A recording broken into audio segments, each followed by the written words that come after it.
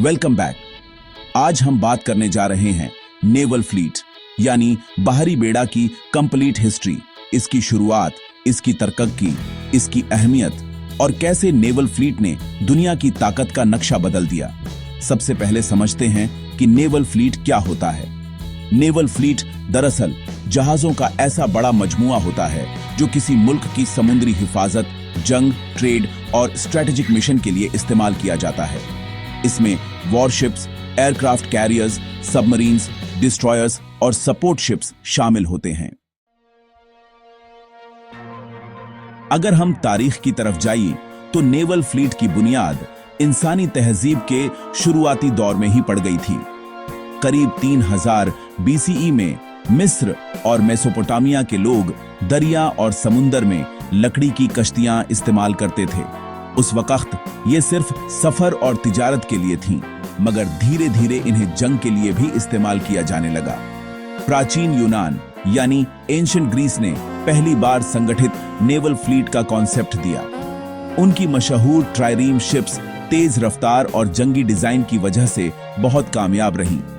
इसके बाद Roman empire ने अपनी स्ट्रॉन्ग नेवी बनाकर समुद्री रास्तों पर कंट्रोल हासिल किया।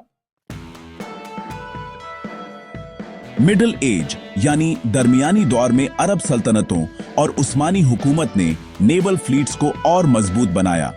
उन्होंने नेविगेशन, कंपास और शिप बिल्डिंग टेक्नोलॉजी में तरक्की की। इसी दौर में समुद्री ताकत मुल्कों की असली कुव्वत मानी जाने लगी। 15वीं और 16वीं सदी में जब एज ऑफ एक्सप्लोरेशन शुरू हुई तो स्पेन और पोर्चुगल ने बड़े नेवल फ्लीट्स तैयार किए। इन फ्लीट्स की मदद से नई दुनिया की खोज हुई और ग्लोबल ट्रेड का आगाज हुआ। बाद में ब्रिटेन की रॉयल नेवी दुनिया की सबसे ताकतवर नेवल फोर्स बन गई। 18वीं और 19वीं सदी नेवल फ्लीट के लिए इनकलाबी दौर था। लकड़ी के जहाजों की जगह आयरन क्लैड शिप्स और स्टीम इंजन्स आ गए। अब जहाज हवा के बजाय इंजन से चलते थे। इससे स्पीड, पावर और रेंज कई गुना बढ़ गई। 20वीं सदी में नेवल फ्लीट पूरी तरह से एक मॉडर्न मिलिट्री सिस्टम बन गई। वर्ल्ड वॉर 1 और वर्ल्ड वॉर 2 में नेवल फ्लीट्स ने सच कहें तो फैसला कुन्न किरदार अदा किया। एयरक्राफ्ट कैरियर की ईजाद ने जंग का तरीका ही बदल दिया, क्योंकि अब जहाज से ही लड़ाकू जहाज उड़ाए जा सकते थे। सबमरीन्स यानी पनडुब्बियां दुश्मन पर छुपकर हमला करने लगी। कोल्ड वॉर के दौर में नेवल फ्लीट्स न्यूक्लियर पावर तक पहुंच गईं। न्यूक्लियर सबमरीन्स महीनों तक पानी के नीचे रह सकती थी। इस टेक्नोलॉजी ने दुनिया में स्ट्रेटेजिक डिटरेंस पैदा किया, मतलब दुश्मन हमला करने से पहले 100 बार सोचने लगा। अब बात करते हैं कि नेवल फ्लीट किसने बनाई। सच यह है कि नेवल फ्लीट किसी एक शख्स की ईजाद नहीं है। यह सदियों की टेक्नोलॉजी, इंजीनियरिंग और मिलिट्री स्ट्रेटजी की तरक्की का नतीजा है। अलग अलग कौमों और इंजीनियर्स ने मिलकर इसे आज के मॉडर्न लेवल तक पहुंचाया। नेवल फ्लीट की अहमियत बेहद ज्यादा है। पहली अहमियत है नेशनल सिक्योरिटी, समुद्री सरहदों की हिफाजत। दूसरी है ट्रेड प्रोटेक्शन, दुनिया की ज्यादातर तिजारत समुद्री रास्तों से होती है। तीसरी है पावर प्रोजेक्शन, कोई भी मुल्क अपनी ताकत दूर दराज इलाकों तक दिखा सकता है। चौथी है डिजास्टर रिलीफ, नेवी प्राकृतिक आफतों में इंसानी मदद भी करती है।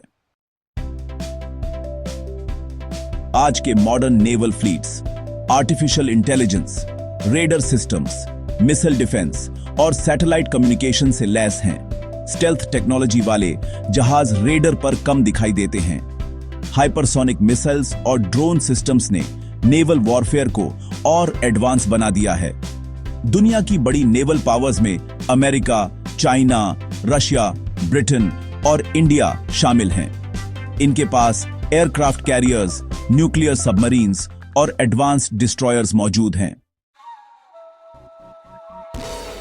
आज नेवल फ्लीट सिर्फ जंग का जरिया नहीं, बल्कि टेक्नोलॉजी, साइंस और इंजीनियरिंग की मिसाल बन चुकी है। समुंदर पर कंट्रोल का मतलब है ग्लोबल इन्फ्लुएंस, यानी दुनिया की सियासत और इकोनॉमी पर असर। अगर हम फ्यूचर की बात करें तो आने वाले समय में autonomous ships, AI controlled submarines और लेजर वेपन्स नेवल फ्लीट्स का हिस्सा बन सकते हैं। यानी समुद्री जंग अब और ज्यादा स्मार्ट और डिजिटल होने वाली है। तो दोस्तों, नेवल फ्लीट की यह जर्नी लकड़ी की छोटी कश्तियों से शुरू होकर न्यूक्लियर पावर्ड वॉरशिप्स तक पहुंच चुकी है। यह इंसान की हिम्मत, इल्म और टेक्नोलॉजी की तरक्की की सबसे बड़ी मिसालों में से एक है। Thanks for watching.